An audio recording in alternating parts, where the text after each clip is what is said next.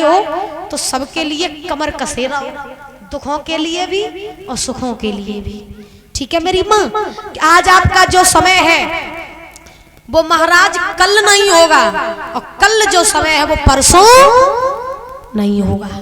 आज राजा हरिश्चंद्र महाराज मरघटिया बन गए, मरघट पर जाकर के लाशों को जलाने लगे।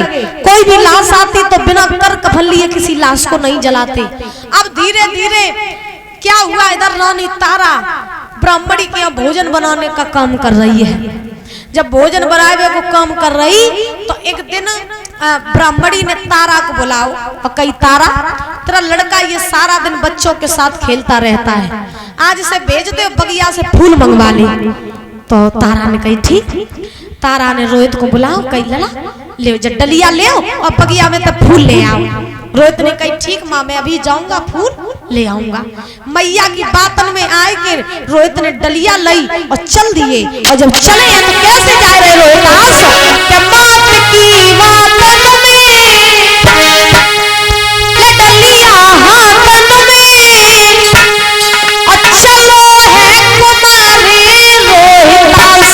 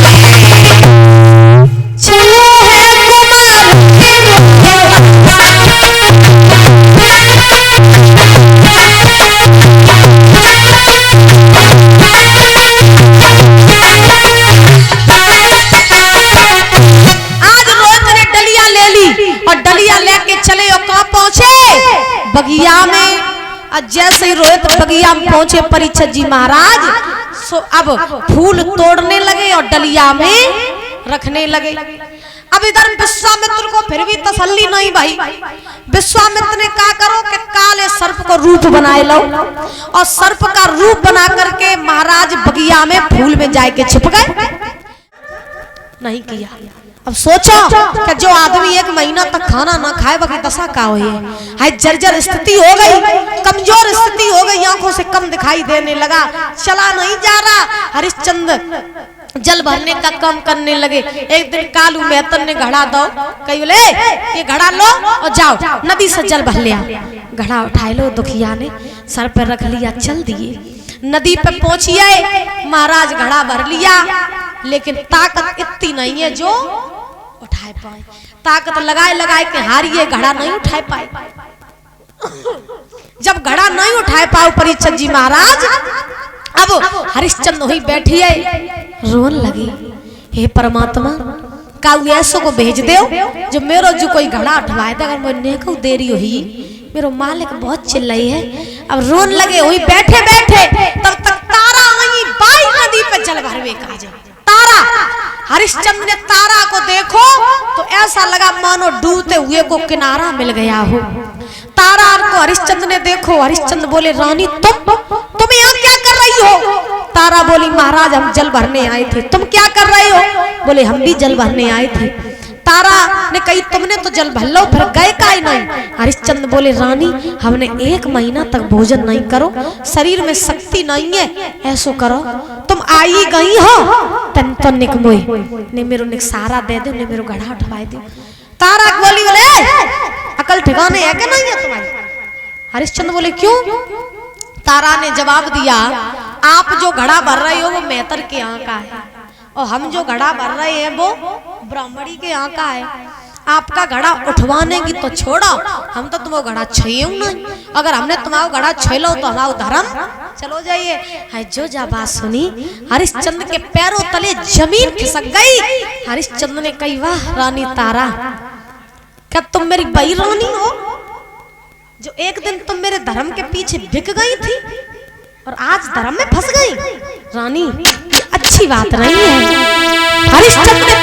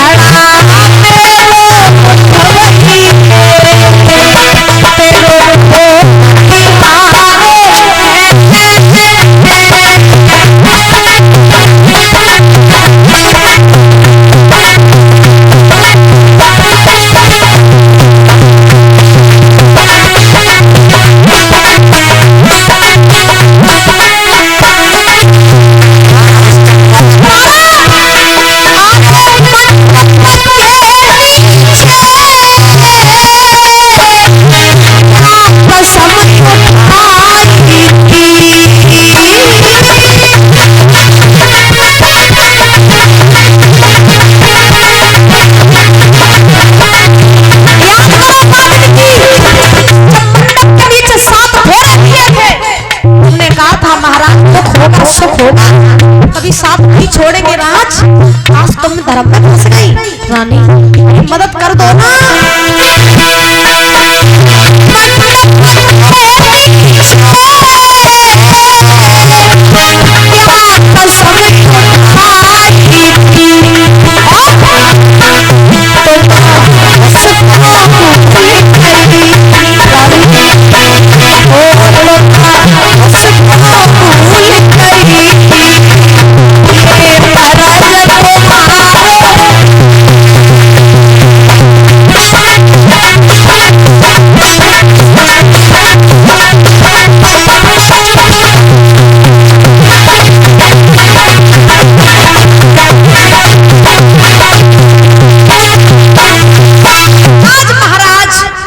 हरिश्चंद्र ने कही रानी मेरे उठवाए दो घड़ा, उठवाए दो। तारा कहने लगी उठवाने की तो छोड़ो, हम छुएंगे भी नहीं, लेकिन हाँ इतना जरूर है कि हम आपको अकल बता देंगे। हरिश्चंद्र बोली अकल कैसी? तो तारा ने अकल बताई और कहा कही महाराज कि स्वामी देवे और अकल बताई,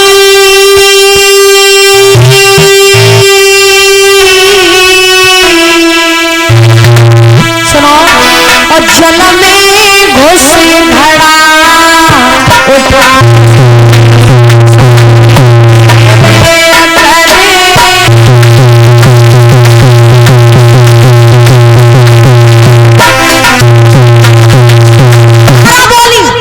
अकल बताए रहे तुम्हें। अकल कैसी?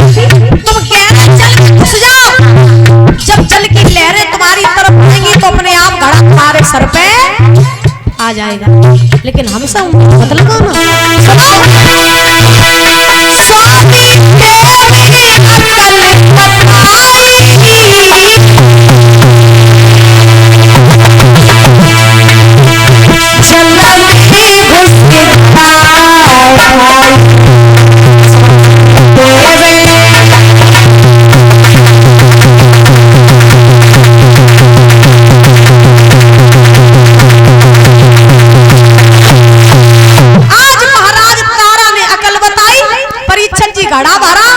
में घुस चली गई।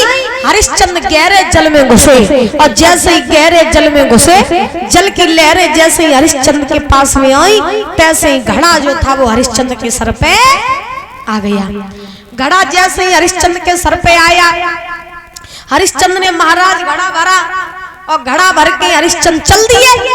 अब शरीर में शक्ति तो हती नहीं, सो हरिश्चंद्र चलते जा रहे। सो चलते चलते परीक्षित जी महाराज ठोकर लगी, हरिश्चंद्र पछाड़ खा करके गिर पड़े। जैसे ही हरिश्चंद्र पछाड़ खा के गिरे, घड़ा जो था वो फूट गया। और जैसे ही घड़ा फूटा तो अब तब तक कालू मेहतर आ गया। कालू मेहतर आया। कालू मेहतर ने कहा क्यों रे हरिश्चंद्र, ये बता क्या तू भोजन नहीं करता? क्या तेरे हाथों में शक्ति नहीं रही, ताकत नहीं रही तेरे शरीर में, जो तू घड़ा फोड़ रहा हो? जो घड़ा जो फोड़ रहा है जो पैसा का तेरे बाप क्या लगे? आए जो जा बात कही, हाथ जोड़ ले, आंखों में आंसू भर ले। हरिश्चंद्र बोले महाराज गलती हो गई, क्षमा कर दो, ऐसी गलती हम दोबारा नहीं करेंगे महाराज। मैंने 1 महीने तक भोजन नहीं किया तो शरीर में शक्ति नहीं है, तो हमें क्षमा कर दो महाराज, कबहू ऐसी गलती नहीं करी। कालू मेहतर ने कहा बोले सुन, अब तू जल भरने के लायक नहीं रहा है, ये ले लाठी, ये ले कंबल और जा करके मरघट की रखवाली कर। और याद रहे मरघट पर कोई भी लाश आए तो उस लाश को बिना कर और कफन लिए नहीं जलाना। आज दुखिया ने लाठी ले ली, कंबल ले लिया, चल दिए मरघट पे पहुंचे, मरघटिया बन गए मरघटिया। बारिश समय दादा कहते हैं कभी सर्दी कभी गर्मी, ये कुदरत के नजारे होते हैं। कभी सर्दी कभी गर्मी, ये कुदरत के नजारे होते हैं। और कभी कभी प्यासे वो भी रह जाते हैं जो दरिया के किनारे होते हैं। करते थे न्याय जो जज बनकर, करते थे न्याय जो जज बनकर, भाई कटघरे में खड़े देखे। और करते थे इलाज जो डॉक्टर बनकर, भाई हॉस्पिटल में देखे। समय बहुत बड़ा बलवान होता है। समय कब किसका कहां बदल जाए किसी को पता नहीं है। सदा दिन कभी किसी के एक से नहीं होते, चाहे वो राजा हो, चाहे महाराजा हो, चाहे भिखारी हो। कभी कहते हैं कि सदा दिन एक से किसी के न गुजरते इंसान दुनिया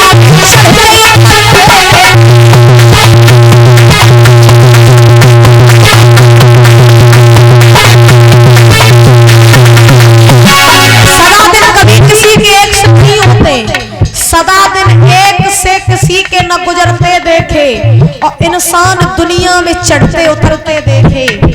याद रखो, आज हंस रहे हो तो कल रोना पड़ेगा, आज रो रहे हो तो कल हंसोगे, आज दुख है तो कल सुख आएंगे और आज सुख है तो कल दुख आएंगे। लेकिन इंसान वही है, इंसान वही है जो दुखों का सामना करके आगे बढ़ जाए, उसी को जीने की कला आती है महाराज। जो दुखों से मुख मोड़ ले वो कभी जीवन जीना सीख नहीं पाता है। कभी कहते हैं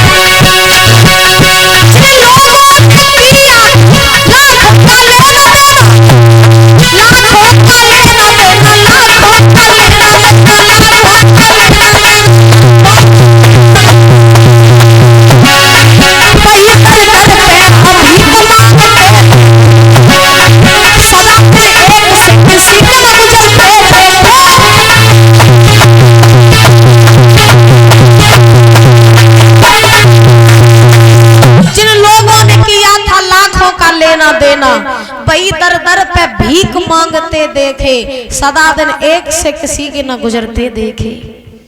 दुख होए तो ज्यादा रो नहीं और सुख होवे तो ज्यादा फूलो नहीं। बात समझ में आ रही है मेरी माँ?